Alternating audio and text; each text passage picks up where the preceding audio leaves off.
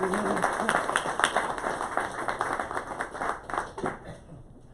you, Steve. Jeg taler kun dansk. Velkommen, hilsen og god aften. I speak some Danish. Welcome, greetings, and good evening. I might be the only person in the room speaking some Danish here, but the focus of tonight's talk, Dr. William Dansgaard, native of Denmark here, grew up speaking this language here. So in tonight's talk here, I'm going to talk a little bit about some of the basics of climate science here before we get into the story about William Dansgaard and some of the amazing things that he discovered here. So before I actually do that here, I got a little demonstration here with the rubber band. How many know what a climate, just a tipping point in general, what's that about? A few of you? Okay, well I know Justin would, and a few others here. So I'm going to demonstrate this here. So I'm actually, so Tanis, I'm going to borrow your finger, if that's okay. Since you're the closest to the screen here. So okay, just stick out your finger. So here we've got this rubber band, and what do we know about a rubber band? It stretches back and forth, right? What happens if I like really stretch, besides pulling Dennis's finger off, what happens when you really stretch in the rubber band here? It's going to like really stretch. What happens if I pull it too far? It's going to snap, right? It's either going to hit Tanis in the face, or it's going to hit me, or hit these lovely people here next to us here. Okay, thank you.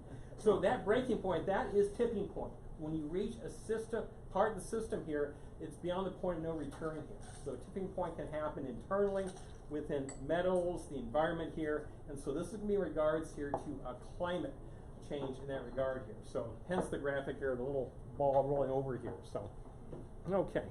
So, okay, next. And by the way, many thanks here for Bobby here, our AV techno wizard here. For those folks who are here, I gave a talk here, what was it, about 7 years ago, Steve? I talked about, we had one of my colleagues at University of Hawaii, we were trying to do like a real-time connection. Bobby and I think Phil spent, what, 30, 45 minutes getting the connection from Hilo. That long ago? Yeah. But Bobby persisted, so he's very smart in that regard here. So I think what I'm going to do, so everyone can see the screen, I think I'll just sit over here so that way you're not looking into my face here. So real quick here, basics about the atmosphere here. We got several things we talk about. What controls the climate here? It's not just the gases with the atmosphere here, it's both the land surface, the ocean surface here. Okay, next. All these factors work together. The cryosphere, that's a fancy word for saying all the cold places here on Earth here. So all the glaciers, both the continental glaciers up in the polar regions, the mountain glaciers here, and we've seen the change here in the Arctic sea ice here from like 1984 through 2012 here. Of course, that has changed quite a bit here. So really, the cold areas of the Earth do play a big role, probably much more so than we expected here, as far as stability here of our climate.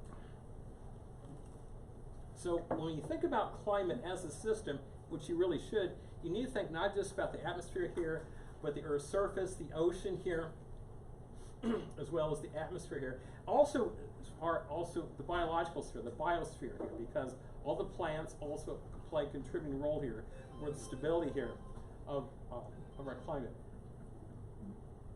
Someone's cell phone's going off here. Okay, next. So I won't go into detail here, but this shows you all the component parts of the climate system here as far as all of that solar energy interfacing through the water cycle here as far as water evaporating from the ocean, going through the atmosphere, dumping down in terms of rain and snowpack here, and going eventually back out the ocean here. So basically, it is more or less a closed system here in that regard. So first, I want to take a moment, so I'm going to go real quickly here through the cause of climate change and see how that dovetails in to Dr. Dansgaard's work here. As incredible as it might seem, we do not have a standardized definition of climate change, despite all the money spent on climate talks and debates and so forth. So I came up with the definitions since I've been kind of tracking this issue for 30 plus years.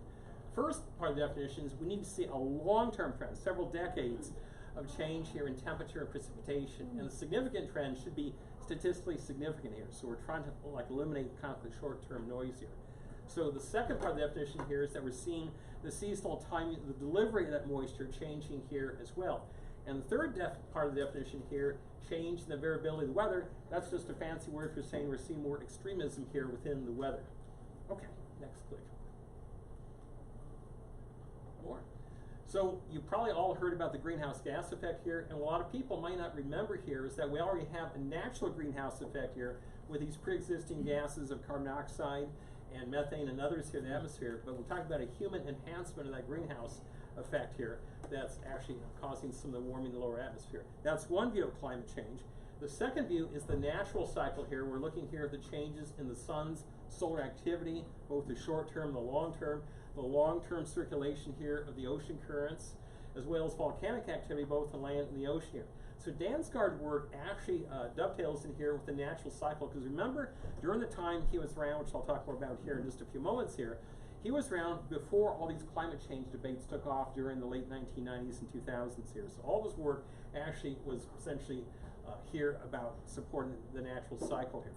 And the last one here is a fairly new view here called blended view. It's also known as dual cause here, where you've got both combinations of both the natural climate change, natural processes, and the human-induced climate change here.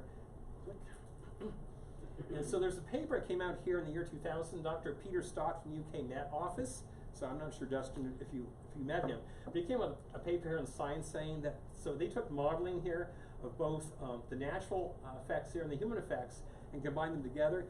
Either effect won't get you to the observed data, but if you combine both together here, you actually get a pretty good matchup. And for those folks who are like statistical nerds here, an R square of 0.89, so pretty high correlation here going the last 100 years. And I did some back envelope calculations here, which, go back here just a bit. That's what I call the blend view here. That showed that what I could tell here that roughly it's 75% contribution from greenhouse gas, 25% natural cycle, and those values will change here over time. So a little bit here about Greenland, since a big focus of tonight's work here with Dr. Dansgaard was in Greenland here. So you know about the Danish Vikings here, and of course, you know, this is what the Vikings look like here. These little fuzzy teddy bears here. They look so nice and cute and cuddly until they open their mouths and get to see their 6-inch fangs, just like a chihuahua. Vikings couldn't be stopped here. So we had 3 different Viking groups here. So we had the Danes, the Norwegians, and the Swedes. How many folks here are Norwegian descent? Okay, so we got a few Norskies here. Okay, so your brethren actually went all the way to Iceland, Greenland, and Vinland way back in the day. My ancestors, we actually were kind of the smarter of the 3 Viking groups. We kind of stayed close to, so we overran the entire British Isles. So sorry, Justin, that my ancestors had to kind of overrun the. I'm one of them. I know. War was war and business was business. So yeah, so the Danish Vikings overran all of the British Isles here, and they actually made it all the way to the Mediterranean. And we know now they made it all the way to Turkey. Why? So that the Vikings had like this Danish writing called the runes. They've actually found Danish runic writings in the deserts of central Turkey in recent years, proving that the Danish Vikings went all the way to the Mediterranean over 1,000 years ago. Yay. And how many here have Swedish descent? So few. Okay, so your Viking ancestor did something different. They went up the Volga River. They essentially helped found what is now Russia. So I don't know if it's a good thing or a bad thing, but so the Swedes had to be different. I kind of say that in a teasing way here. So some pictures here of Greenland. So in my research here, my Danish friends got me connected here with this guy named Torben Hansen, a member of the Danish Parliament who's taken a really strong interest in Greenland here. So during the time my mother and I were in Denmark in 2006, Mr. Hansen was actually on a Danish military boat cruising Greenland here, because you know how a lot of politicals go off on like these little excursions. In this case here, he was on a military boat excursion for Greenland for a few weeks, so probably money really well spent. So anyway, picture, and this is just incredible. I mean, Greenland is not heavily populated now, but looking at what it was here like 1,000 years ago, so we still have some settlements here. So Greenland is still part here of Denmark. It's still Danish territory here, which of course is very interesting on certain political things here as well. So anyway, this is kind of the backdrop for tonight's story. And also, since the Danes had long-term records, so a little quick aside, Greenland actually was a part of Norway for many years until 1729, when the Norskies got really tired of having this big chunk of ice in the North Atlantic. They sold it to their Danish neighbors for a few kroner. Probably one of the best land deals in history. And so we actually had some really long-term weather stations here. So we actually seen some fluctuations of temperature here. So the top one here, Kubenhavn, that's Copenhagen, and the different towns across Greenland here. So we actually, Denmark's been monitoring the weather conditions in Greenland for like over 100 years. So we actually have kind of like a long-term baseline of records to take a look at here.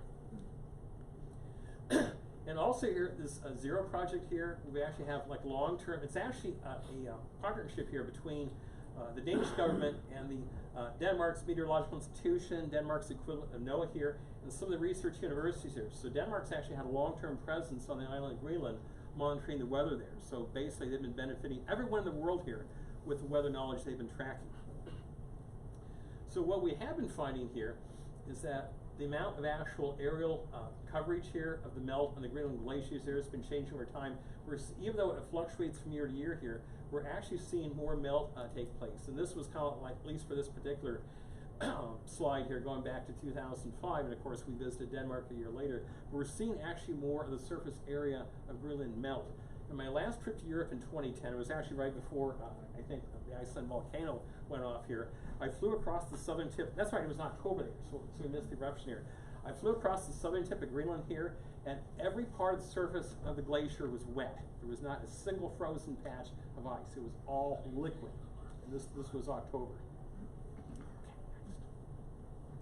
So looking here as far as, look at pictures of glaciers, and you probably maybe have seen this famous photograph, these called these little moulins, where you have the water, the meltwater channel going down inside the glacier, going all the way down to the base of the glacier. So these are popped up all across the surface of Greenland here. And of course we're seeing some other glaciers across the world here melting as well. And as far as the global mass change of reference glaciers, how many know that up in the North Cascades of Washington State we have one of those 20 glaciers up there? I can't remember which under which found, but here in the Pacific Northwest we have one of the 20 world reference glaciers here up in the North Cascades. Mount Baker. Might be Mount Baker, yeah. It's far enough north. Is it, I think you're right. Well, we got Larry here. Yeah, Larry would know since this is your bread and butter.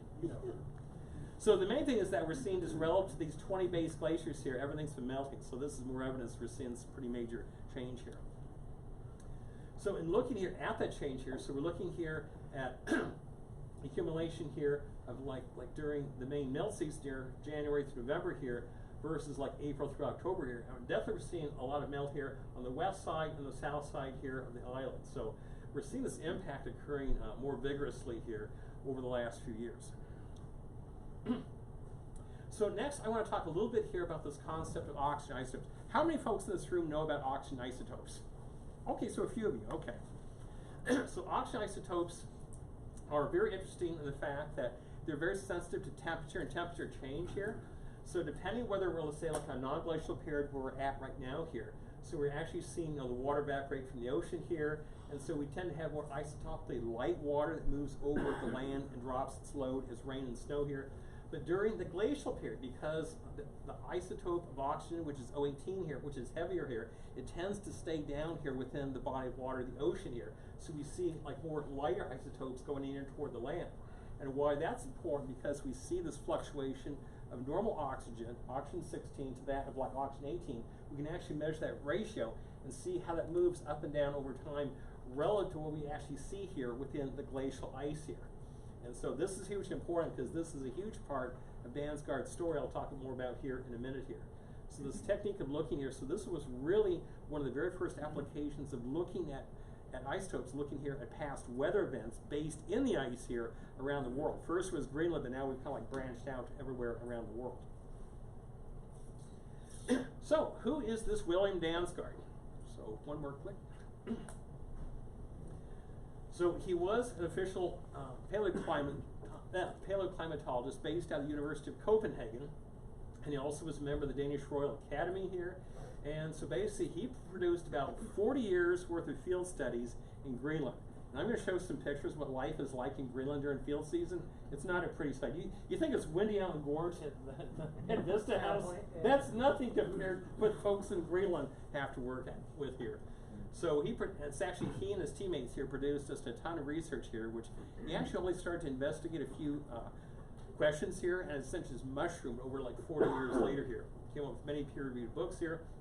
And also in my second presentation, it's kind of like a Sound and Sign tribute here, Dr. Dansgaard. He actually got an award from Queen Margrethe, the Queen of Denmark, during the early 1970s. You might see that here in the second presentation here. So he definitely got a lot of kudos for all of his good work here. And what's interesting is that he literally is the founding father of stable isotope meteorology. You probably didn't know there was this little subfield called stable isotope meteorology. He invented this here over 50 years ago. So this is the symbol here for the oxygen isotope here, the little delta symbol here for 18. So literally that was his whole life work centered around the oxygen isotope here. So, more click. So in his early years here, he actually went to work for Denmark's Meteorological Institute here, and basically he was tasked, and actually this was within, I think, their biophysical department here, to set up here their very first isotope mass spectrometer here. Got some grant money, so literally this was his first job out of college after he got his PhD here. And then also, he did this experiment here, June 1952, so over here on the far right-hand side here. So this is Dansgaard in his backyard. He's got a bottle of Danish beer, empty of course, and he's got a funnel. He had this wallet. Let's collect some rainwater and measure the isotopic composition of that water. This is where his career as a stable isotope meteorologist began here, with a humble bottle of Danish beer, empty, with a little funnel, and a nice little rainstorm came over Denmark here that June of 1952. That's where it all began, in the backyard. So, and then having said that here, that he did other work here as far as looking here at isotope composition of clouds and so forth, and so he kind of built from there. So he looked at the rainwater, the isotope variations in the rainwater and river water around Denmark, and then went to Greenland. I forgot to mention previously, he actually was assigned to go to Greenland for about 1 year before he came back to get his first full-time job there in Copenhagen. So I think looking at the weather patterns of Greenland and then seeing what was happening in Denmark here really got him to think about weather and isotopes. So so that was a major change for him in that regard here. And then he collaborated with this guy named Scholander, the Norskes, University of Oslo here. Now this guy was a zoologist, so he worked with animals, and this sounds really kind of strange here, but his specialty here was looking at the chemistry of the air bubbles within fish bladders. I mean, it sounds really esoteric, but remember, all the Scandinavians were really into fish because that's what they do. They're like lutefisk and so forth. So this guy was an expert here on fish bladders and looking here at the chemistry of fish bladder. I mean, how esoteric is that? But having said that, when Dansgaard knew about this guy, so they kind of collaborated. Oh, what about the chemistry of air bubbles within ice at that time? Because at that time, no one thought there was any information in these air bubbles. And so he worked here with Dr. Scholander here. And so having said that here, they set some of the very first surveys up in Greenland in the late 1950s here, doing first geodetic surveys here, doing some limited here auger fern ice cores. So auger is like doing like a tree auger where you're like drilling in to the tree and plant like a tree ring, for example. In this case here, he wanted to pull out a core of ice here and look to see what was in there. And of course, that's where you start seeing air bubbles and this and that, and just a lot of other and also for Larry's benefit, also he was the first one, I think, to discover volcanic dust within the glacial layers, because now it's a common technique, but I think he also made that accidental discovery here. Oh, here's volcanic dust within the glacial ice of Greenland. So Dansgaard, I think, started that field for your colleagues here, Larry. So, yeah, cool, way cool. So this is basically what he published here. Here's this relationship here between temperature and the oxygen isotope content. And of course, imagine a surprise. Oh, there's a relationship, and it's a pretty good relationship. So again, this goes all the way back to the 1950s when they're doing some of this initial surveying here. So that first initial analysis showed, oh, there is a relationship, and it's a pretty good relationship. There is definitely a correlation between the O18 and the temperatures. So his work kind of grew on that. One more click. So the main field years here, so the early mid-1960s here, essentially they did ice coring, trying to reach down here to the bedrock up here in Greenland here. And they were sampling the chemistry here of the ice, in particular the air bubbles, essentially trapping what was the atmosphere like at the time the ice formed here. So besides oxygen 18, we looked here at deuterium, which is an isotope here of hydrogen, carbon dioxide gas, methane, volcanic dust. So basically just he was like a kid in a candy store with all these amazing items within the ice here. And then there was this symposium here in the late 1960s, the Ice Age, I think that's about Ice Age, interesting acronyms. Sounds like some of the USGS would come up with, right, Claire? But so anyway, he presented his work, to the world about looking here at climate change, looking here at ancient ice here, and the isotopic record. At the time, it was a shock to the world because people didn't think there was really anything of value down here within the ice here. But as he kept digging further and further down, he kept seeing these variations going back and forth here. Now, this Camp Century, which actually was run by the Americans here, and this was interesting digging all those facts. So these are some of the snow tunnels, yes, military dug out. It was not known until after the Cold War, but the United States Army, the military in particular here, had a major army base up here because they were loaded with nuclear missiles, ready to fire on Soviet Russia at a moment's notice, because they're so far up north, and Soviet Russia being on the other side of the North Pole, it would have been an instantaneous nuclear first strike. But the Russians didn't know about it. Most of the people in America did not know about it. The problem the military didn't calculate, oh, what's happening? All the walls are starting to close.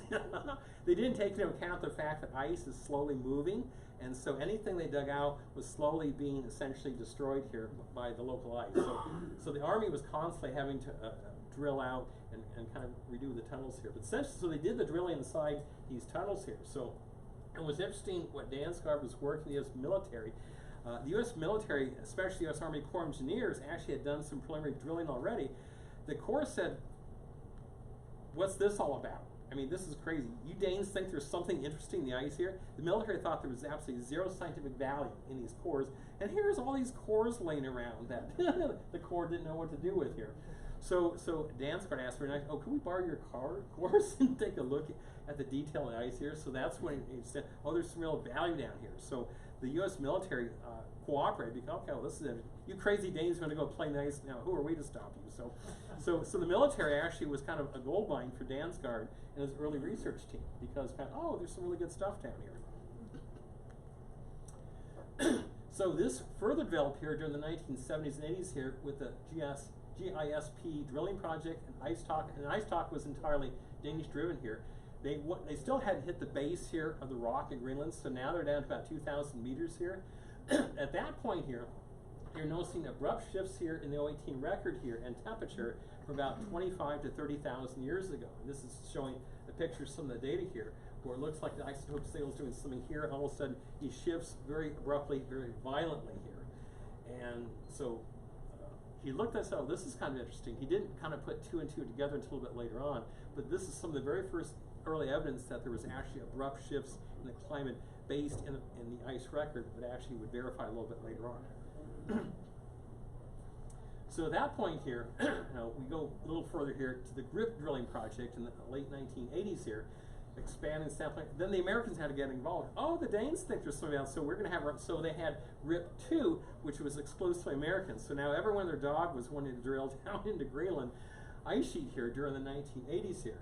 And so now we actually have the glacial ice record going down now to 150,000 years ago, which was really close to the start of the last major glaciation here. And what Dansgaard found, that he thought he just found like one abrupt climate change sort of incident here, 24 major violent abrupt climate change events based upon isotope record, in particular here from 131,000 to 117,000 years ago. So, and you can actually see that here within the core. And of course, every time they dug up some new core here, we're going to celebrate, oh, further down we keep going. Of course, they didn't realize they weren't quite done yet.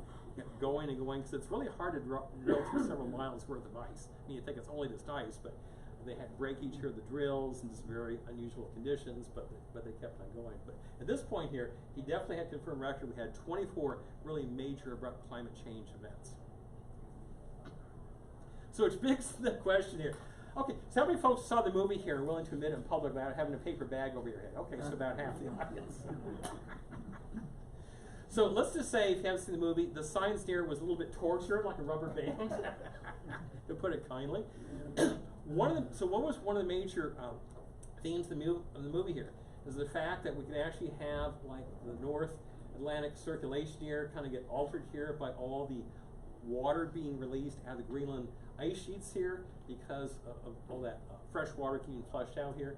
Turns out it's not entirely science fiction. This effect actually has happened before naturally here in Greenland when the glaciers melt here, because we change the surface water density, and that changes the circulation of water here. So it is possible if you have mass wide scale melting here, the Greenland glaciers here, it can impact here the North Atlantic Current, which is a real extension here of the Gulf Stream here. So this has actually happened naturally. That's basically what Dansgaard was documenting here with all these cores down here in Greenland, which of course is a good thing. And having said that here, there's actually, so these abrupt climate change events are actually given a name now. They're actually called the Dansgaard-Oehler events here. Oehler was a Swiss scientist here who basically came up with the theoretical mechanics for tipping point abrupt climate change. Dansgaard had the field work, the evidence to put the two together. So when the two collaborated, oh, this is real. You've got your calculations, we got our data. This is how it all happened here. So there's a whole wiki page there if you want to go read that here in more detail. So basically documented here, these tipping point events are real. They've happened multiple times here over the years. So.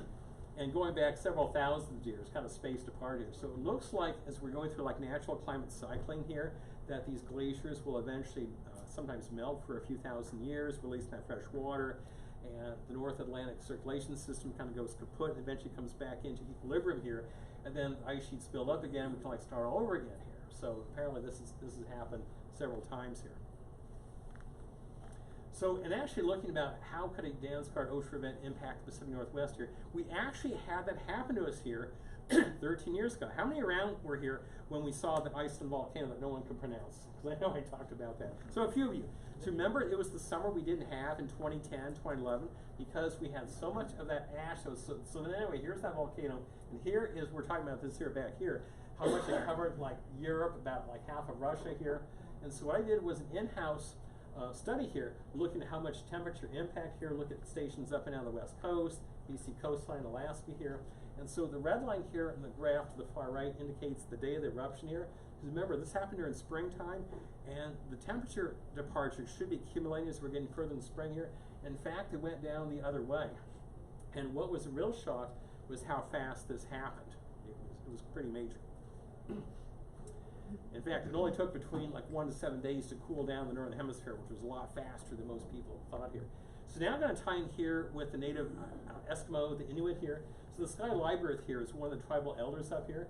And he was at a conference here in recent years, said that the Eskimo people had this prophecy when the once rock-hard glaciers become so soft that you can leave a handprint on them here. That is a sign that Mother Earth is in profound turmoil. I never thought I'd be witnessing the prophecy taking place in my lifetime. When I saw that, look at Dansgaard work, that triggered something within me, because physically, when you have a glacier, unless you're like really up to the far cold, far north, or the Antarctic, where the glacial ice is far below the freezing point here, it's going to stay solid. But when you get near the melting point here, physically becomes soft. A good analogy here is like ice cream. You got like the soft serve you get from Dairy Queen, and the really hard stuff, the good stuff. So the hard ice cream is like the really solid glacial ice down Antarctica. Whereas the soft ice cream, it's kind of like the glacial ice, like near the melting point here. And so physically, the glacial ice does actually become a little bit on the soft side. So basically what I think what Lieberth was describing here was the beginning stage of an abrupt climate change event. Now remember, we didn't have anyone observing here like thousands of years ago, except for one group of people, the Eskimos. We have evidence they've been up in the Arctic region for at least 50,000 years. They probably saw one of the last tipping point events in real time back in the day, because they carry these stories in their oral tradition. So no one thought about interviewing them. Oh, what about this? But it turns out they actually, we think, were witness to the last tipping point event in real time. So now there's an effort to really glean all those Inuit stories here to kind of make, get some scientific data out of it. I think that's pretty incredible. So having said that here, notice, so I'm going to come back, circle back to Greenland here just a bit here. I talked about some tipping points, plural. There's more than one tipping point we need to worry about here, folks. So Dr. James Hansen, who worked for NASA, he actually did some calculations back in the day, looking here at the geological rock record, and he found, based upon other climate change tipping events here, when we get above a carbon dioxide threshold here of 450 parts per million here, that essentially we're down a pathway here of non-stop climate change. Basically, it's like driving down a mountain road and your brakes decide to not work.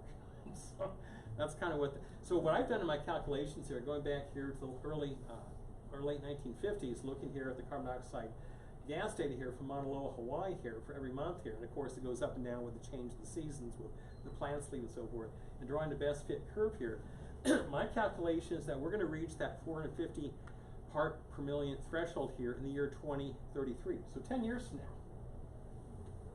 that we might see maybe runaway climate change. So we'll see if how good that prediction is based on Dr. Hansen's calculations here. So you've heard some politicians say, oh, we only got like 10 years left. Well, of course, some of these politicians don't know what they're talking about for obvious reasons. But so there's a potential real-world potential here that we could exceed the carbon dioxide gas threshold here, and we could be perhaps on a really dangerous track. having said it here, there's other tipping points here as well around the world. Looking here at the Amazon rainforest here, seeing it die back there. To change the frequency of ENSO, that's a huge question we don't know within the ENSO community. Are we going to see like more El Nino events or more ENSO neutral or La Nina? We really don't know because we're only just beginning to understand ENSO like really like the last 20, 30, 40 years. I know researchers have looked at it, but it's still kind of inconclusive. So this is kind of like a big thing. What about shifts here in the desert storms here like the Sahara and so forth? So we potentially are looking at other climate change tipping points. And again, there's a good wiki page there about tipping points in the climate system. So there could be multiple things going on here within the next 100 years or so. So my last few slides here for this PowerPoint here, I want to talk here about what about the prospect here of catastrophic events here. So Lake Missoula floods. We actually have a few people here familiar here with the Lake Missoula floods here. And so this is Jay Harlebretz. He was the one who came up with this idea here, who challenged the idea of this concept in geology we call uniformitarianism. That basically means the processes we see now are the same that happened in the past here. And in particular here, looking here at the Ice Age floods here. And I love his quote here. It says, ideas without precedent are generally looked upon with disfavor, and men are shocked if their conceptions of an orderly world are challenged. And why that's is interesting, because the geology we understood at the time was very even, very orderly here, and we didn't really see these catastrophic events. And what Brett said, come out with me to eastern Washington here, eastern Oregon. Let's take a look here at this channel of scablands here. Let's go to like Dry Falls, State Park, and look at the evidence. And so he had like a lot of critics. People looked at him. Slowly he won people over just with the sheer volume of all the field evidence out there. And in the late 1970s to early 1980s, he won virtually every award here in the United States, including, I also think, from GSA for all his good work. So he basically outlived every one of his critics and then died in 1982. But at least he outlived all of his critics. But he was very gentlemanlike. He just, he kept the focus on the scientific argument here. He didn't pick personal fights. He didn't get nasty or personal. He just kept pointing people back to his evidence here, and people realized, oh my God, we did have something catastrophic that we don't see currently happening here in our current environment here. So, because that was not the mindset of the scientific community back in the day. So, another good, Mount St. Helens. How many folks were around here for that event? Probably most of you. So many folks weren't even born yet. So, the thing to note about Mount St. Helens, and of course I was in Spokane, so I got to see the ash cloud coming here, is that a lot of the salmon locally here were destroyed because all the rivers, like the Toutle, the Cowlitz, Lewis got blew out here. And so what happened was all these river waters were like choked with sediment for like many years afterwards. So the graphic on the far right here shows the amount of like suspended sediment here as a function of time, so like 0 since like 1980. And so notice here the lines draw up very dramatically here by 1985. At the time, the fish and wildlife biologists and the geologists were thinking, okay, 1990 is the earliest. It's going to take 10 to 20 years to clean up the rivers here. Turns out, in 1982, what I understand from the staff there at the Volcanic Visitor Center, that a handful of salmon started showing up here in the Cowlitz and Toutle River. Only just a handful, because the waters were still muddy and nasty. We had literally a handful of salmon. That became like maybe 10, 20 salmon the next year. And eventually, within 5 years after the eruption, we had many more salmon coming up as the river channel was stabilizing here. So we had a very big catastrophic event here, but look how fast things rebound here. So you can have a catastrophic event, but also things can rebound very quickly here in the natural way. And Larry, I'm probably speaking, and probably most of your colleagues there, that the 1980 eruption of Mount St. Helens was probably one of the greatest living natural laboratory experiments given to the USGS and the universities ever, because it was just, and these folks learned from that and helping other people around the world, which the USGS does to this day. Evolution, since we have a few biology majors here within the audience here as well. So people know about, of course, Charles Darwin's work here about this concept of having more or less like linear evolution here. But one thing that was found out here in the last, I'd say probably 40, 50 years ago, this idea of punctuated equilibrium, which means you can have a species that's stable to like some environmental stressor, and they can go change to a different form and so forth here. But that's based upon the changes within the environment. So in other words, I think what Darwin found was correct based on the data he looked at back today, 170 years ago. But now we realize we can actually see these jumps within the fossil record here. So it shows that, okay, life is stable until something happens, and all of a sudden they can actually go take something differently here. This doesn't happen all the time here, but it definitely, we're documenting that this effect is real here. So So Darwin's original idea was correct here. It's just we kind of built upon it here. So this is one of my last slides here for the show here. So unfortunately, Dr. Dansgaard died here in 2011 from natural causes here, but he had racked up a whole bunch of awards over the years, and was, you know, and he was great. And so looking through his biography, and he actually had a lot of interesting things to say. This one actually really just, I think, hit the essence of Dansgaard. So I'm just going to read it to you here. His style of leadership in the group was marked by his hot temper, it's not exactly a Danish quality, his very short patience with, quote, details, and his strong focus on the scientific goals. He was very good at including everyone, senior as well as the very junior, in important decisions, and this created a very strong team spirit. Wow, even his management style was way ahead of the curve from back then. So that was good. So very brilliant man, and of course, like anything else in science, you don't know what you're going to find until you like work with it. And so he found these amazing relationships here with the ice and the isotopes here, and he and his team built that, and then they got other nations, other scientists on board. So he literally just led this virtually almost single-handedly in the beginning here, to a point where all of a sudden this whole field was kind of like taking off here by itself. And so one reason I know about oxygen isotopes, and I didn't bring it here with me, but this was what I did for my master's thesis at East Washington University. I looked here at the oxygen isotope signals here of the stalagmites in Gardner Cave in far northeastern Washington, where I was a park ranger there during my graduate school days. And so kind of like what Dansgaard did here with the ice here, very carefully with a small surgical blade and so where you can actually chip off layers of the calcium carbonate here, do the analysis here on oxygen 18. Guess what? I found the same curves that Dansgaard found. In this case here, buried in a cave. And why is a cave a good place to do this? Because a cave is sheltered from up above. In other words, we had glaciers rolling over, of course, you know, northern Washington here. Cave is safe and protected because it's underground, right? So all that glacial meltwater came down in the cave here and eventually became the stalagmite deposit. So the cave was nice and safe, but here we got this recorded record here of all these isotopic changes. And so Dansgaard led the way here for others around the world to do like cave research, which in fact, the top two nations doing that here is Canada and the UK. They've actually led that effort here really about the last 45, 50 years. So, so Dansgaard basically is the gift that keeps on giving. I think that is, yep. Oh yeah, then my research citations. So yeah, I did a lot here in that regard. So these are just more details of the stuff you saw here. And these are the people, my Danish friends here, and of course, Torben Hansen, member of the parliament. And yeah, so this is really good having that connection with Denmark to really dig out this information here. So basically, Dansgaard was like this unsung hero, really not well known outside of Denmark. And now that everyone's using the oxygen isotope technique here, oh, this guy actually started this whole craze here 50, 70 years ago. So, mega talk, thank you very much.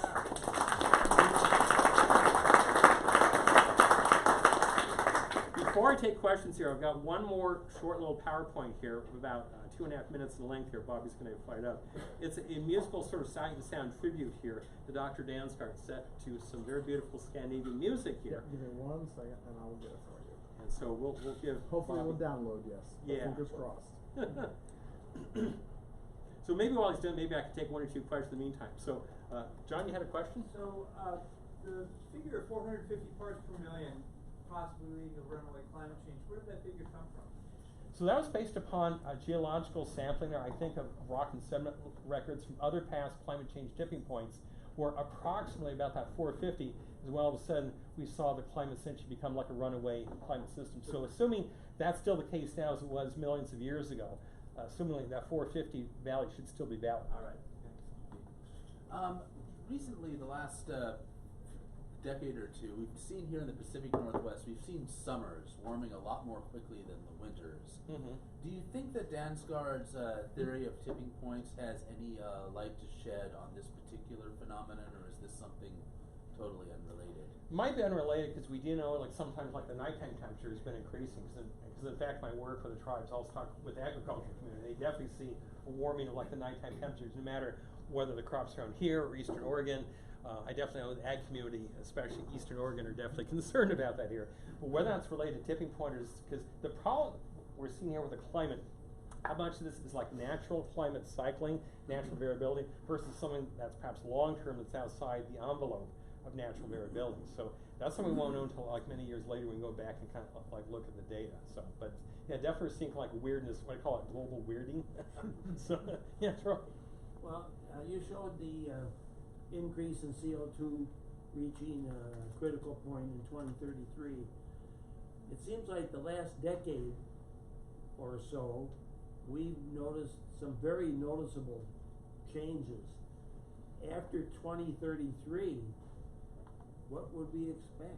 It'll be like a roller coaster. It's kind of like what we've seen the last 10 years, but only on steroids. Give you a good example. So probably I didn't mention this in my bio. I also got my own little weather consulting practice with local wineries. I give them customized weather forecasts, and I get paid in bottles of wine. This year in particular, so this is, yeah, it's a dirty job, but someone's got to do it. So this year in particular was really weird. So we came out of like a La Nina winter. So I keep track of them, like the growing degree days, which is the amount of heat energy the grapes obtain. And so the start of the growing season, so like in March and April here, we were like near the bottom. The only coldest early springs was like the Iceland volcanic eruption. So essentially we were like near the bottom. And literally, Charlie, within, I'd say like 6 or 8 weeks, we essentially came in the middle of the pack, and probably by midsummer, by August, all of a sudden, we were among the top 3, both 10 years back, 15, and 20. Going from near bottom to near top, I had never seen anything like that in my 20 plus years I've been doing this here for the wineries. That was so unusual. So yeah, and also, we're seeing more tornadoes. The tornado up in the Center. I don't think the Center's ever had a tornado before. Not that I can. Yeah, and because you kind of We reserve those for battleground. Right, yeah, battleground, yeah. Where I'm living right now. So 2 tornadoes in battleground. The second one happened right before I moved in 2 years ago. And we have to have tidal motor, but I don't think were any tornadoes up in battleground up until recently. Yes.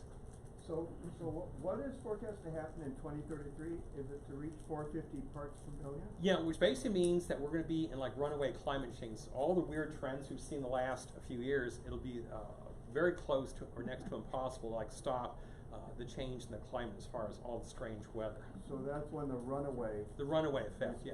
is dug in, maybe. Yes.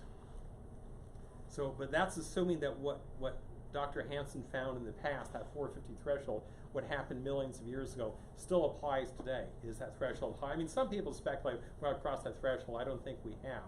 But the fact is that it's definitely something to be mindful of. And of course, we're not assuming perhaps maybe the sun might cool off, maybe some other natural process might kick in, maybe buy us an extra few years. So it's a rough calculation. But that threshold of 450, didn't that occur more than 1 million years ago? It did, yes. How long before? Well, again, the links I have here for Dr. Hansen, he looked into that analysis. In fact, it is a peer-reviewed paper that he actually did publish in that regard, so you can actually look at his exact data here. But it's actually looking at several geological events millions of years ago, where the one common thread was that this 450 threshold was reached. All of a sudden, the climate went crazy after that. It was unstoppable.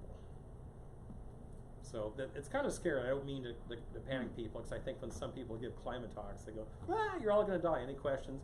And I don't like when people do that. maybe not. Larry, you had a question. Really interesting talk. In geology, you hear about the oxygen isotope record a lot, but I've never heard the human story about William Dansgaard. Some of it was by accident, some of it was purposeful, like a lot of stuff in science as we know. I guess one thing I was wondering, you were talking about studying the air bubbles in the ice cores. I assume that it's actually it's the ice that they're analyzing for oxygen isotopes, right? It's both the ice and the air bubbles. Oh, okay. And the thing about what was so exciting about Greenland is that we've got layers going back like 700,000 years ago, continual records. So the fact they just keep drilling and drilling, and so there's probably a difference between the oxygen isotope of the air exactly. and the ice. Exactly. And plus, they had so much data at that point when the Americans got involved as well as the other Europeans. I mean, Dansgaard's something that was just unstoppable because, and the interesting fact, they found that volcanic dust, I think, within their first year of sampling. So, this looks like volcanic dust. So, and because at that point, no one thought, let's look at volcanic dust buried within glacial ice. And of course, now it's like, duh, why not? But back then, Dansgaard, this is interesting. So, from the late 1950s, it all kind of began there. People I know who work on that. Yeah, exactly. Which is just another environmental indicator as far as,